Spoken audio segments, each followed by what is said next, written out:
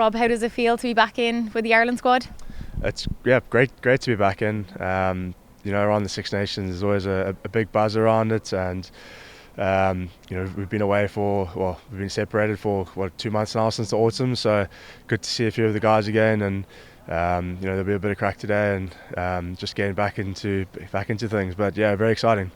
I was asking Dan there, is there an anticipation, a nervousness when you're waiting for the Six Nations squad to come out that, you've made it? I know you've many caps, but do you still get that little bit of nervousness waiting for Andy Farrell to name a squad? Yeah, 100%. It's always an honour and a privilege to be here, and it's never something you can take for granted. And you see some of the other nations name their squads a bit earlier, and you're like, and that's when the nerves start kicking in. You're like, right, we're going to be named soon. And once you get the email, it's obviously great, and start looking forward to it now. It's pretty exciting. So you get an email. That's how you find out.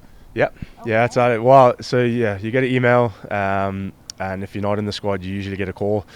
So you don't want your phone to be ringing. You get notified by email. And there's, I suppose, a few talking points around the squad. Maybe some players that didn't make the cut this time around. I think Joey Carbery is probably one in particular that people were maybe surprised about. It's not easy, I suppose, to not make a squad.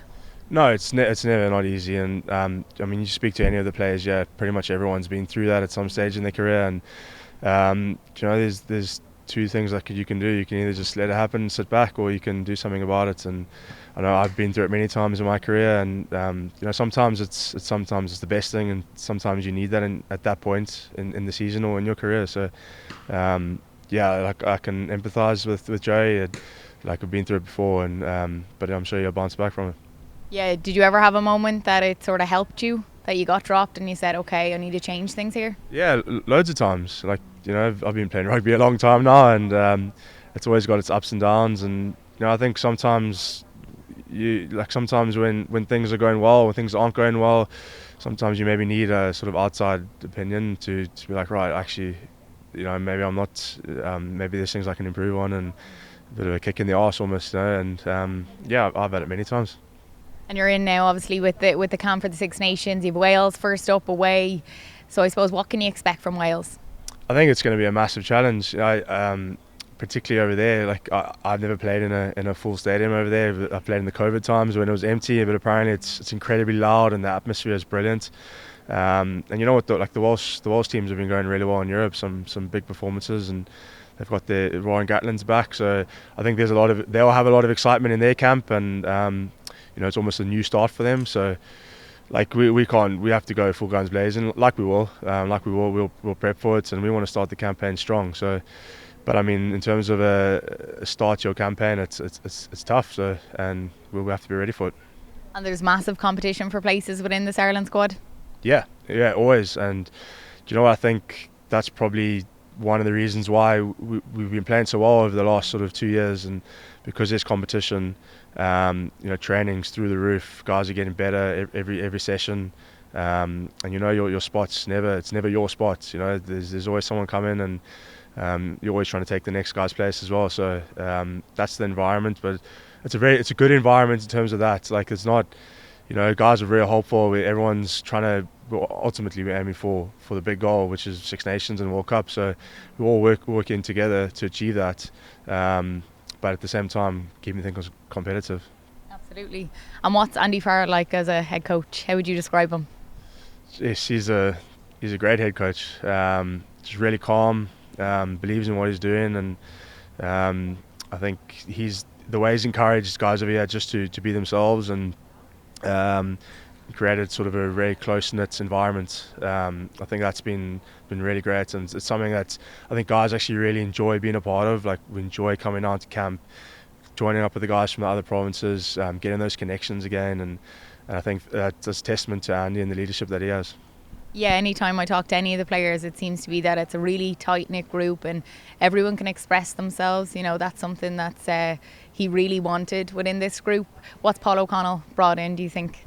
Paulie, obviously legend of the game, and I think he's brought a real hard edge to the forwards, and his focus on detail, and like he's just always on it. He's one of those coaches that just knows things inside out, and it comes through in his coaching. And I think you can see in the forward pack, the detail that we put in matches and stuff, that comes through habits built throughout training, and even when we're not here, he sends you the odd text or an email.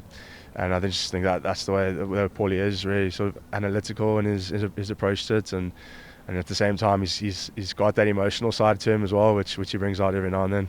Yeah. And if you're looking at the Six Nations now, do you look to win it? Is it, like, obviously you want to win the Six Nations, but the World Cup is around the corner as well. Where is the focus? Like, is it on the here and now? Is it looking to the World Cup? What do you think as a squad is the focus now? It's 100% to win the Six Nations.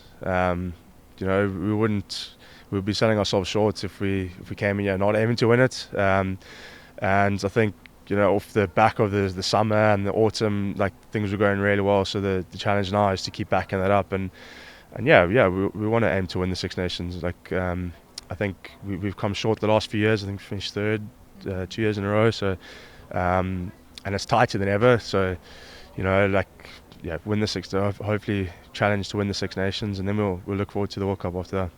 And for you personally, how important is it, I suppose, to want to keep fit to get to that World Cup?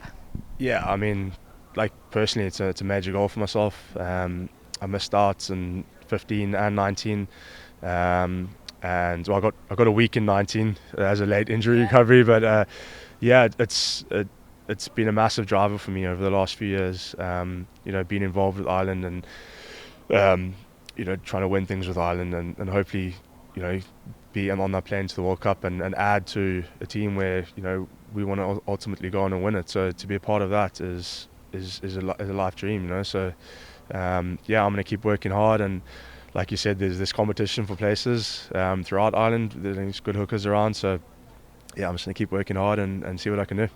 Do you think there's a heightened pressure around Ireland at the minute? There's a lot of talk, world number one, all of that. Do you think there's a heightened pressure? Maybe sort of from the outside, but like, I think we spoke about it before in previous camps. Like, we got to thrive on that, like why wouldn't we want to be number one? Or why wouldn't we want to be challenging for Six Nations or World Cup?